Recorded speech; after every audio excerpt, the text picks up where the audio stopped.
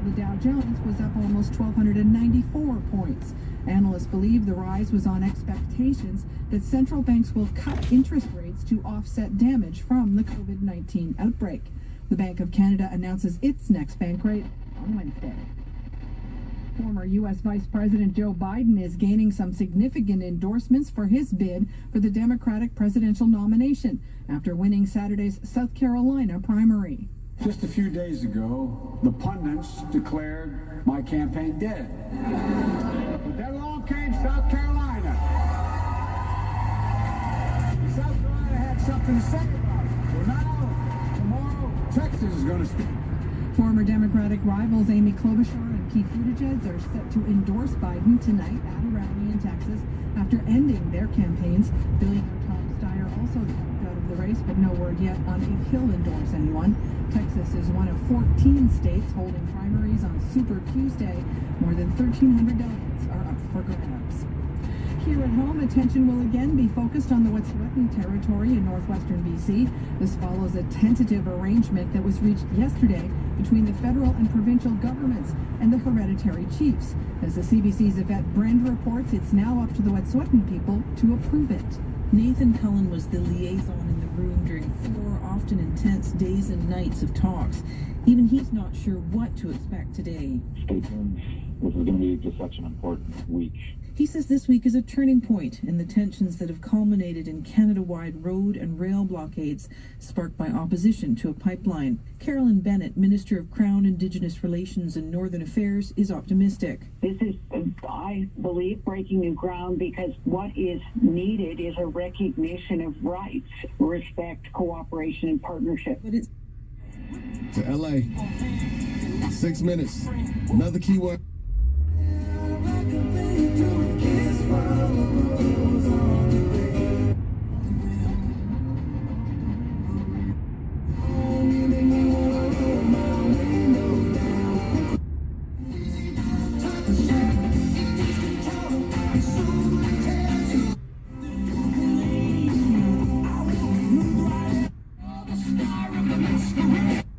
Just before 3 p.m. on Sunday.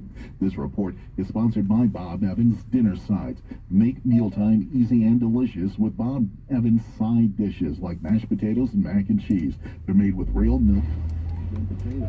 In our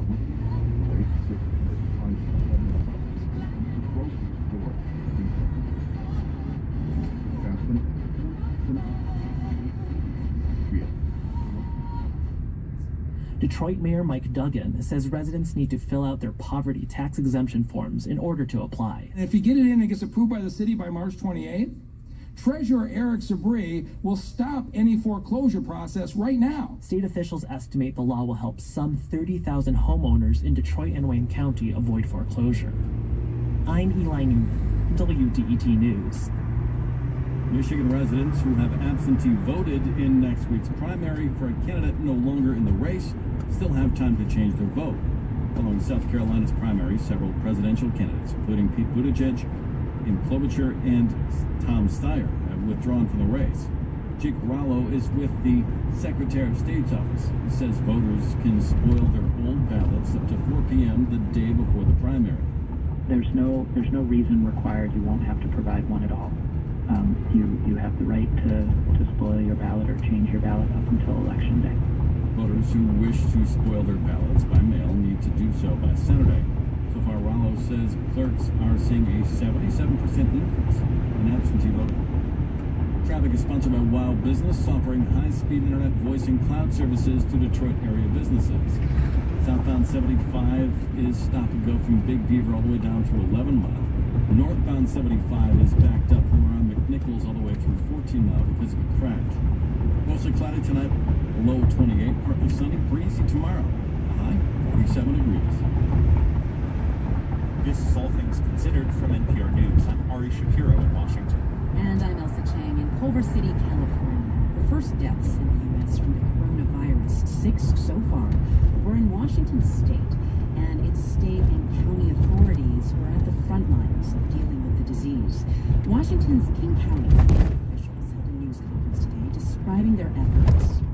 We have moved to a new stage in the fight to contain, mitigate, and manage this outbreak. negotiations to purchase a motel in which we can place patients who are in need of isolation and a place to recover. Just over the border to the south, Oregon has 3 presumptive cases, and we're joined now by Oregon's Governor Kate Brown. Welcome to All Things Considered. Thank you so much, Ari. What is the latest information about the presence of COVID-19 in your state? Well, first of all, my heart goes out to all of the families impacted by this disease, both in Oregon and Washington, and frankly, all over the country. We stood up our incident command team on January 21st. They are working around the clock and monitoring the situation. Building on that work, last Friday, I established our coronavirus response team, which is directing our interagency efforts. We're coordinating very closely with our federal, state, local, and tribal partners. And I'm absolutely committed to ensuring that Oregonians have the latest information they need. Now, I understand one of the 3 presumptive cases in Oregon came from somebody who attended a school basketball game. Are you concerned about those kinds of public gatherings going forward? Certainly. We are taking this very, very seriously, but we are relying on trained public health professionals and taking this on a case-by-case basis. So, for example, the gymnasium, my understanding is it's being closed and super cleaned because it is not attached to the rest of the school. That seems most appropriate. The other elementary school that had a survivor of the coronavirus, that school is being closed for a few days and being super cleaned as well. So what's your message to Oregonians and others who may be afraid of going to public gatherings right now? Look, I would encourage everyone, Oregonians and Americans, to stay calm and to go about their daily lives. I believe that information is power, and if you are sick, if you have a cough or a cold or the flu, please stay home from work or school, and to observe appropriate hygiene. Wash your hands with soap and water, and cover your mouth when you sneeze or cough with a Kleenex or an elbow. This is the most appropriate practices that we could be doing. We've heard a lot of officials say if you're sick, stay home. There are workers without sick leave who don't have child care to keep their sick kid home from school. I mean, that recommendation makes sense, but it's just not realistic for a lot of people. I am well aware with the level of quarantine that this is going to be impacting families throughout the state. We're looking at the tools that we have, including our newly passed paid family leave. We're looking at unemployment insurance. We're coordinating with the private sector and looking at the tools that we have. We want to make sure that families can pay their rent, pay their mortgage, and their other bills. At the same time, we obviously need to be concerned about public safety. There are reports of people in Oregon clearing out their shelves at supermarkets. What can you do to prevent panic? I tell everybody to stay calm, observe appropriate hand washing hygiene. This is transmitted through coughing and sneezing. It is not like the measles. So again, I want to encourage people to go about their daily lives. There is absolutely no reason to panic. We are relying on a stellar public health system here in Oregon, and I know in other states. These are folks trained professionally, and we're relying on their advice and their information. Governor Kate Brown of Oregon speaking with us from the state capitol in Salem. Thank you very much. Thank you, Ari. The U.S. Supreme Court heard arguments today on the Trump administration's policy to speed up deportations of people in the country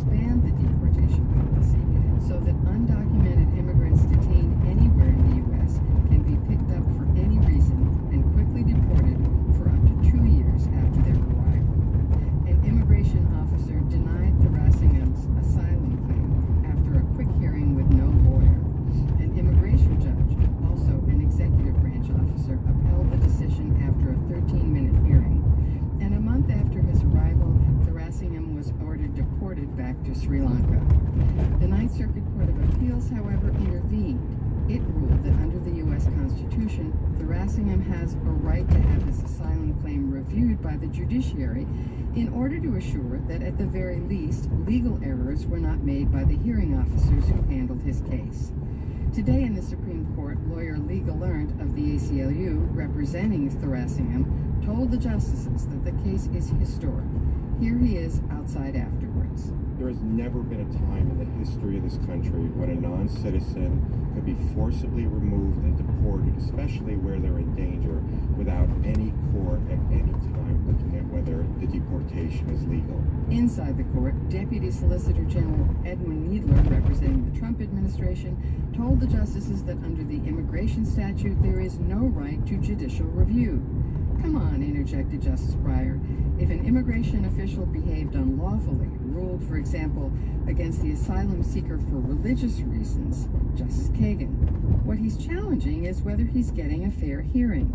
Justice Sotomayor, as a pure matter of law, if, for example, there was no interview conducted, could there be an appeal to a judge? Replied Needler, no. Congress did not provide for habeas corpus relief in the federal courts. Sotomayor, shouldn't this court count for something? The writ of habeas corpus is there to ensure that the executive acts according to law. What's left if you tell me there are laws, but the courts can't review whether those laws are being followed? Needler said that there are 9,000 rulings against asylum seekers each year, and a Supreme Court decision that would allow judicial review would, quote, bog down that system. When opposing counsel Gallant got up, he disputed that, noting that of those 9,000 cases, only 30 of those denied asylum sought judicial review under the Ninth Circuit's ruling that allowed such appeals. Chief Justice Roberts, no immigrant has a right to be in the United States. Replied Gallant, that's besides the point. The writ of habeas corpus was put into the Constitution to ensure that the law is followed. In this context, he added, there has to be review for gross misapplication of the statute. And here he said no reasonable adjudicator would have seen this case as failing to meet the criteria for asylum. A decision in the case is expected by summer. Nina Totenberg, NPR News, Washington. James Lipton, the longtime host of the TV series Inside the Actors Studio, has died at age 93. Lipton was best known for his show's one-on-one interviews with famous actors. NPR's Elizabeth Blair has this appreciation. James Lipton was a lot of things: the Detroit native, a child actor on the Lone Ranger radio show, a Broadway lyricist, an author, but he's best known as the original host of Inside the Actors Studio. Trying to categorize tonight's guest is like trying to catch lightning in a butterfly net. Over the course of 25 years, James Lipton interviewed more than 250 actors: Robin Williams, Paul Newman, Meryl Streep, Will Smith, Laura Dern. He came to it as an authority. He was the dean and founder of the Actors Studio Drama School of Pace University. In 2007, he told NPR he was proud of the substance of those interviews. Magical television program about craft, not about gossip. God knows there's plenty of gossip about with respect to these guests. Lipton's seriousness was appreciated by actors, but also ripe for parody. In his impression of the TV host, Saturday Night Live's Will Ferrell sports a beard, glasses, and an intense gaze. In 1995, you do a film which some call a chick flick, meaning a movie primarily intended for the opposite gender of myself. Lipton was well aware of the parody. He told NPR he didn't object to